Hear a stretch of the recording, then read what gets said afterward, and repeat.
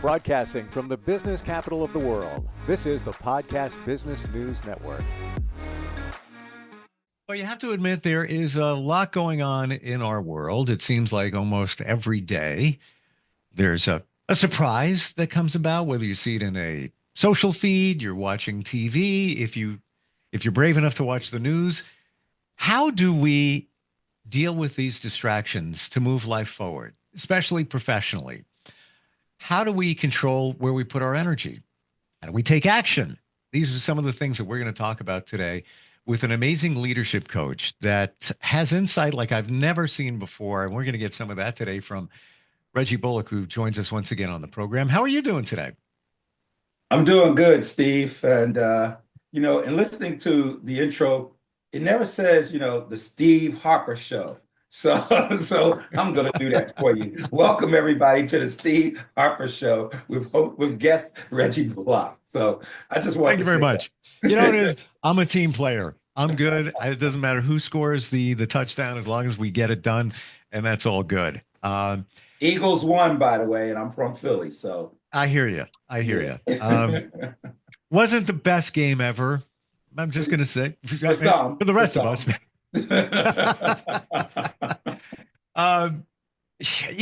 The distraction part, there's so much going on today. I find myself getting distracted, and I'm one of those people that do not get pulled down from the social reel rabbit hole where you're sitting there. Let me look at another one. I'll admit every once in a while, 3, 4 in a row, and then I cut myself off. One of many distractions that we have in our daily lives. How do we overcome these distractions? How do we block them?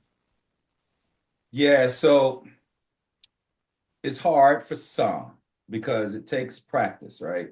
There are visual distractions, social distractions, as you mentioned, auditory distractions from sound, technology distractions, and that's just external.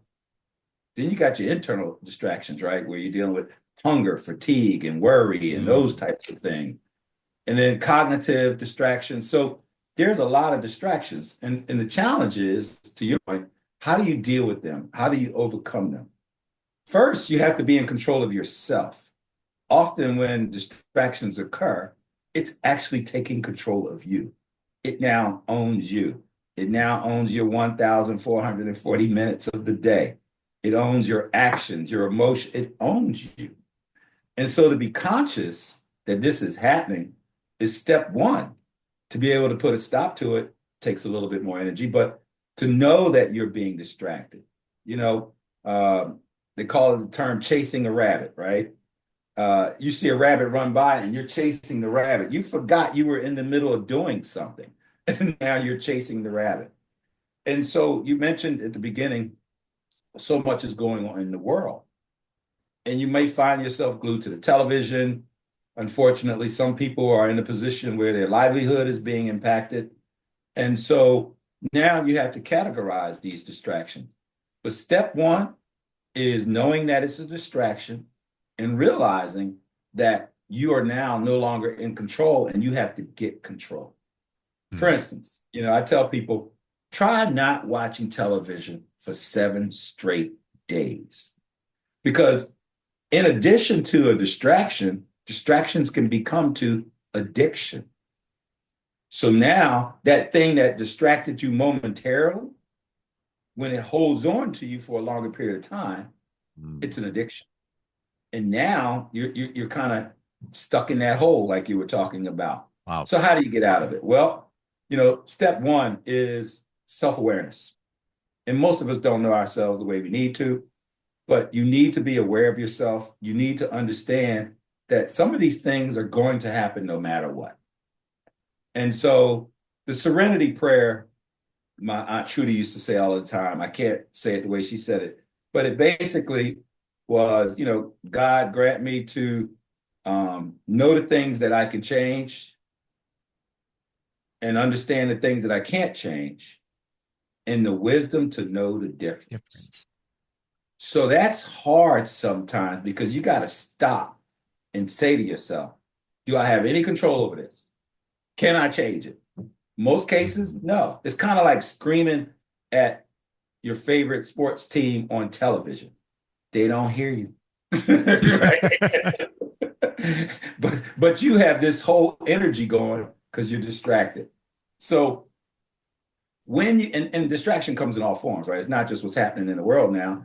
It could be your children, it could be your spouse, it could be your job, it could be so many, it could be road rage, right? Somebody, you're minding your business and somebody cut you off in the middle of driving. So there are a lot of distractions. But when you have control over yourself and you know yourself and you have practiced that level of self-control, then step one, you can gain a perspective on, wait a minute, I don't have no control over this. This is distracting me. It is pulling me away from what I was just thinking about. It now has control over my thoughts and my energy, and I need to stop it. Now, that's much easier said than done, right? I mean, we all get distracted, but it is a thing, and it's going on now. And all of these distractions are taking people away from their primary responsibilities, from the things that they must do. And again, like I said, some distractions can turn into addictions. Yeah. And now you're stuck. It takes something greater to pull you out. The other thing about distractions is it can tie into your emotions. And next thing you know, once it ties into your emotions and you're stuck in that, now it can impact you physically.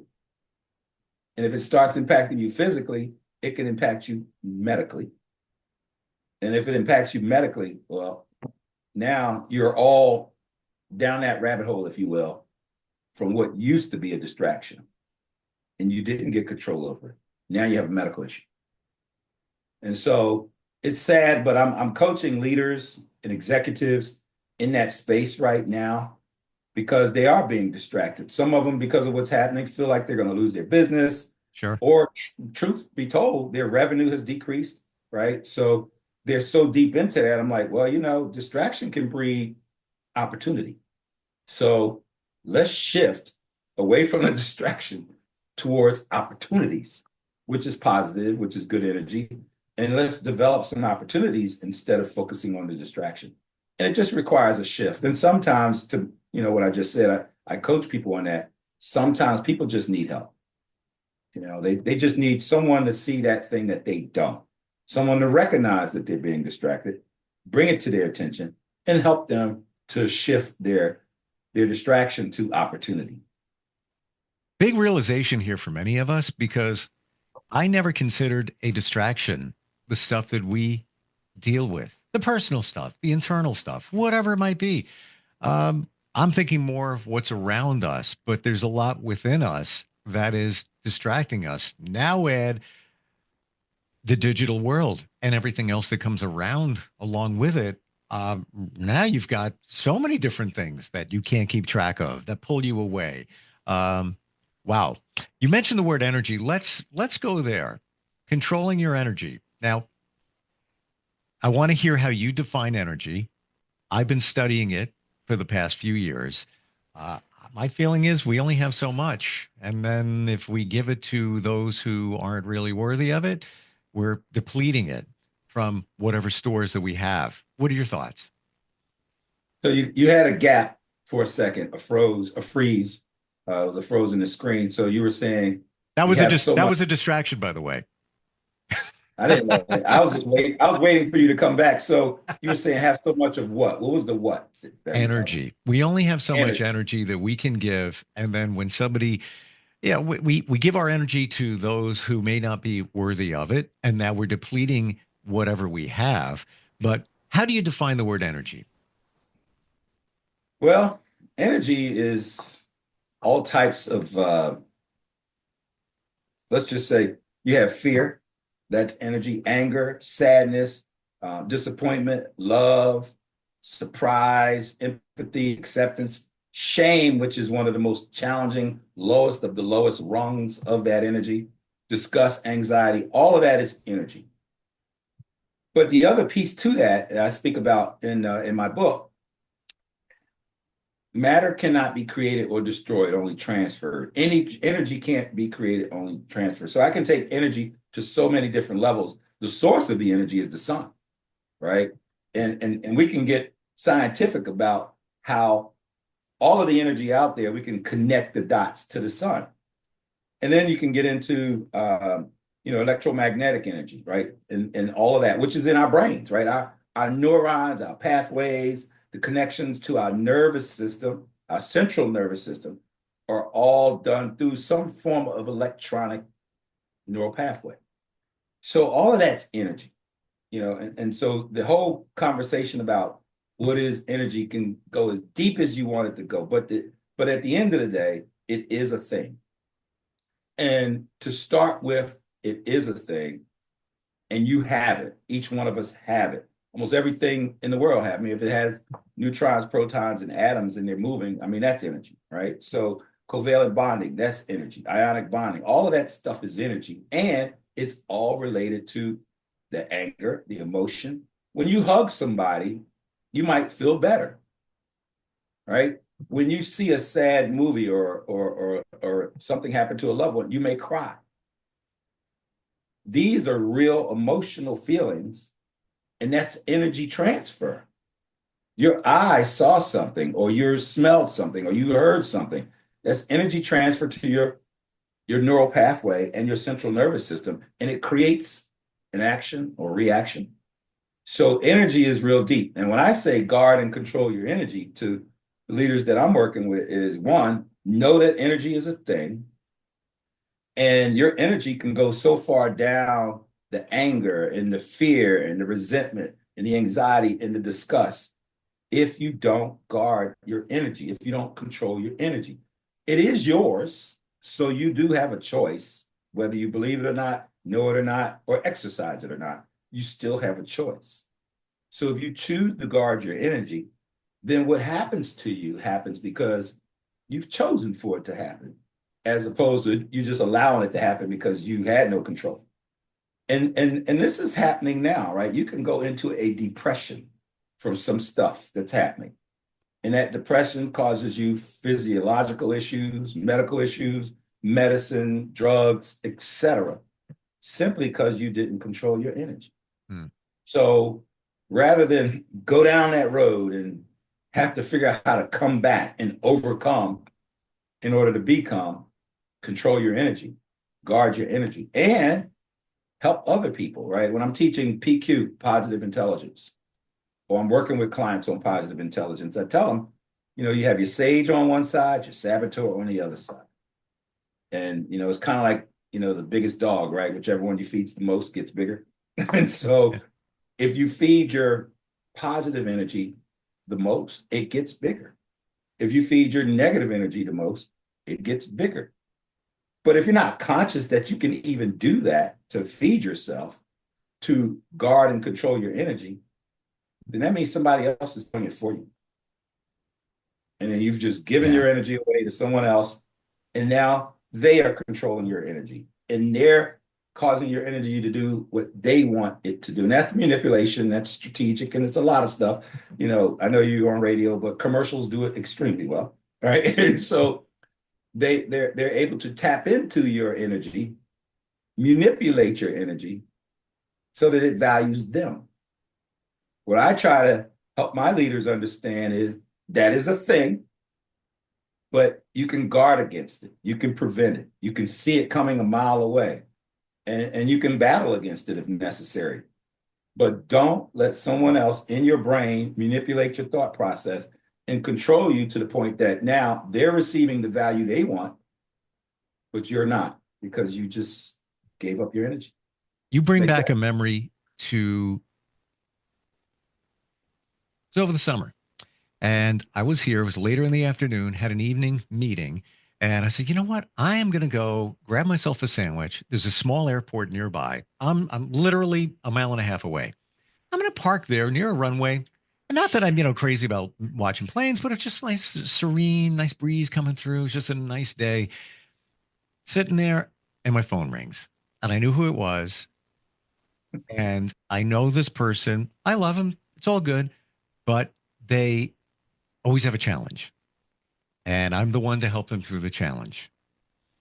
And it was that moment where I realized that, okay, I got to stop. That's where I'm holding my energy. I'm going to enjoy this moment. I did not answer that phone, shut my phone off, and I just enjoyed the rest of the 45 minutes of just peace before I had to go back to work to a meeting. But that was my wake up where it was just like I felt like there were chains pulling me down, like, oh gosh, I want to help him, but I had just a full day and now I have still more to go. And I just want to enjoy my sandwich. And I made that that realization to take action. And from that point forward, and it's a slow roll, and I'm sure you'll attest to that, and people you work with. It's not like an instant snap the finger. I'm going to protect my energy, and that is it. No, slowly after that, then I started realizing, well, you know what? I don't want to hang with that person. I'm not. No, it doesn't benefit me. Then I Right. just start taking inventory, and I know it's sounds self-serving, but how does it help you? A lot of times these people just take from you and you want to be there. I'm very empathetic. I get it. I am. I admit it. But after a while, it takes away from your energy. I feel you only have so Right. much. You have so much. Good for you. Good for you. That's a good way of representing how you saw it. You took control over it because of what you probably heard the term the WIIFM, right? What's in it for me? So the WIIFM is WIIFM. What's in it for me? We all have the authority to operate like that. And that's not being selfish. That's being mindful. Sometimes it's being protective and guarding your energy. Yes. Yes. But Reggie, why do we feel guilty? When those calls come and those situations arrive, why do we feel guilty? Why can't we just and even to say with them, it almost kind of hurts to say that, like you're self-centered. It does. How do we get past that? You don't really. We're human. Mm. We care. You're empathetic. You feel. Myers-Briggs, right? The F on Myers-Briggs is feeling. And so you just try to be as understanding as you can to give yourself grace that this is the way you are. This is how you're built. Everybody's not like that. There are some people that are just downright assholes. They don't care, right? And so to that end, when you do have that empathy and you are empathic or you do care and you do feel, it can even be painful for you to benefit yourself, for you to do the with them. And it can even mess with you, but it's still necessary. And the more you do it, the more you get good at it, because it's not always easy. But you understand, it's like taking medicine that's just nasty, right? You know that you're not going to like this. Even though they say a spoonful of sugar helps the medicine go down, still tastes bad, but it's necessary and it's good for you and it's going to benefit you. And as a result, you're going to be the better for it. So the WIIFM piece is not always easy to do, but you need to do it. And back to the scientific piece of ionic and covalent bonding, had you picked that phone up and talked to that person, then there would have been a transfer of electrons electronically through the air, just like radio waves. Yep. And you would receive theirs. And now you're carrying their saboteur, their negative energy with you. Yep. And now it's going to take twice as much positive and sage to combat that, just to get back to your woosah moment. And therein lies where it takes practice. It's just like martial arts, right? In order to be a master at it, you got to do it a lot of times. In order to get good at controlling your energy, you got to do it a lot of times. Mm. Yes. And to your point, you mentioned radio waves. Radio waves are vibrations. And that's exactly what energy is. And that's exactly on the other end of that phone that I didn't pick up was a negative vibration. I just know it was. It is. That's it. And it's passing through your neurons, which are electromagnetic. And I tell people, and it's just a tangent, I get my best writing done between 1 a.m. and 5 a.m. because all of the electromagnetic waves in the air are at its lowest point. People are asleep. They don't have the radio on. They don't have the computer on. They don't have the car. They don't have everything that's transmitting all of those waves into the air. Yeah. And so therefore, you can't see it, but it is at its lowest point, and therefore it's not distracting me. Wow. It's not impacting my energy because it's not there. And now I can use the energy I have without distraction to write my next book, right? Or to do some real thinking work because my brain is able to just not be distracted from all of those elements that impact your neural pathways. Powerful. And Scientific, but that's yeah, but coaching. That's the behind the scenes coaching stuff that goes through coaches and therapists and everybody in our brain. Yeah. much appreciated because it gives some understanding of what's going on. And when we're sitting there having to write a proposal or whatever it might be, it's like, I just can't think. I don't know what it is. Well, now maybe you know what it is. It's somebody draining your energy. It's electromagnetic fields getting in the way of things. Distractions. Yeah. Yeah. Distractions. Got about 3 minutes left. Taking action. That was something we were going to talk about today. Sure. So 3 frogs sat on a log. One decided to jump off. How many were left? To the audience listening to me, this is a math question, sort of. 3 frogs sat on a log. One decided to jump off. How many were left? All right. Tell me your answer. Got it. So I'm going to give you the answer, and the answer is 3. For those of you who said I 1, got it. you're I got it. incorrect. For those of you who said 0, you're incorrect. And the reason why the answer is 3, because we often make decisions and don't take action. So one of the frogs decided to jump off the log, but it didn't take action. It's still sitting there. And then often, and this is a really big coaching piece that I do with leaders, because they come up with strategies and plans and visions and all of this good stuff. My thing is, all right, by next Wednesday, what you going to have executed? What are you going to do? What's the action you're going to take? Because if you don't take any action, then you're still 3 frogs sitting on a log. And you gotta take it beyond decision.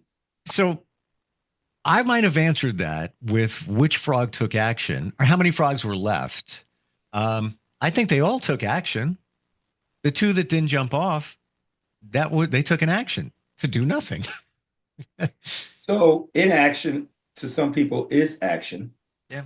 But if you want to do a radio show for a half hour from 3:30 to 4, and that's your goal, that's your objective, and you don't take action, okay, you can call it action, but it's still no action. It's true.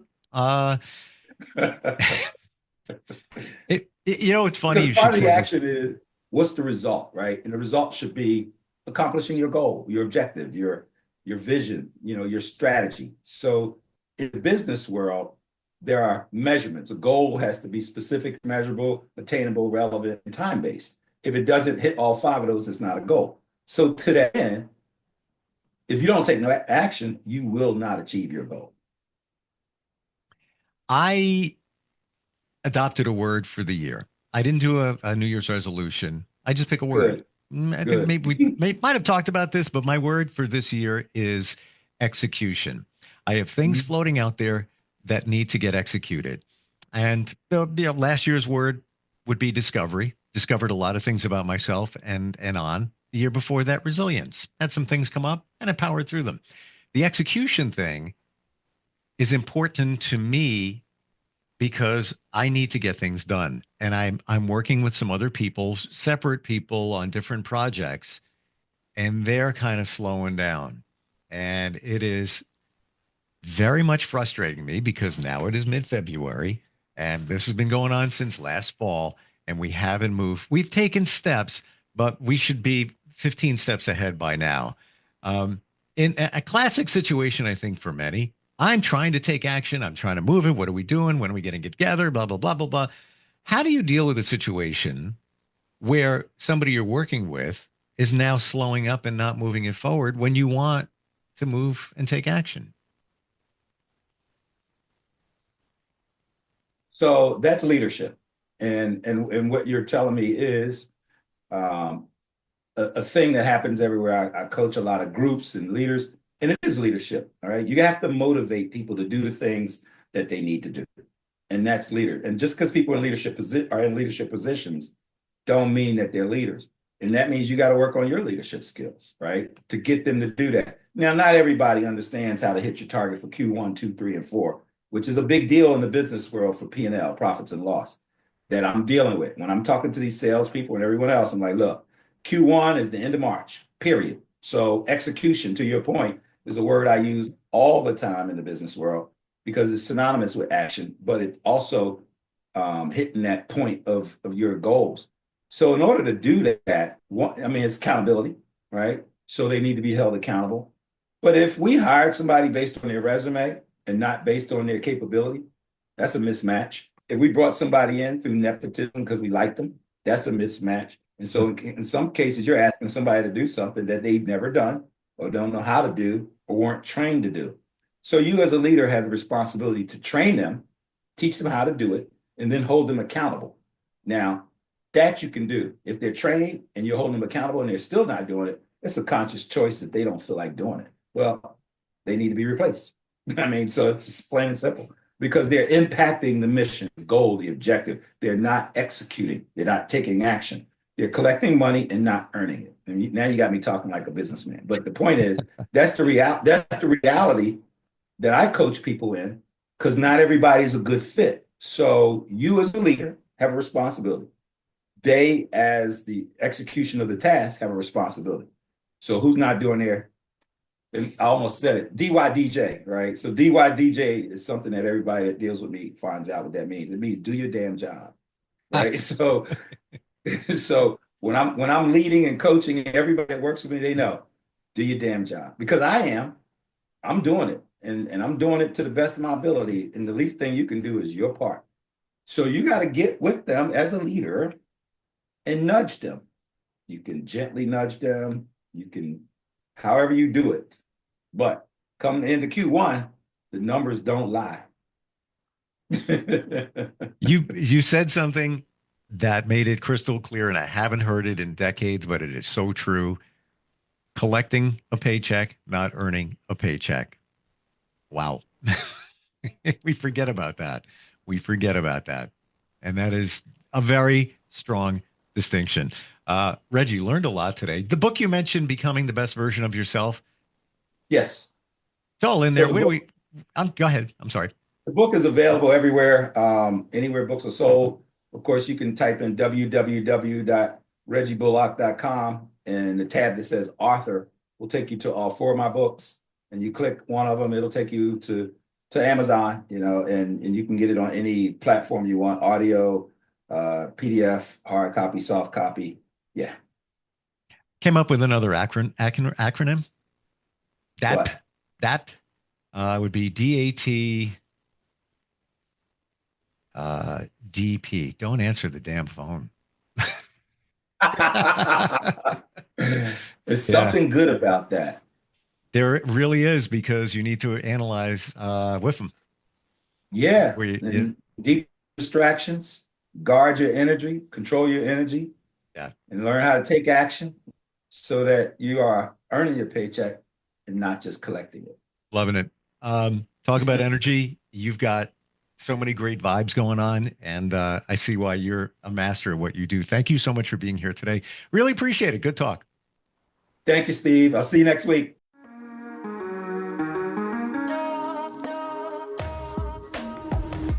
Broadcasting from the business capital of the world, this is the Podcast Business News Network.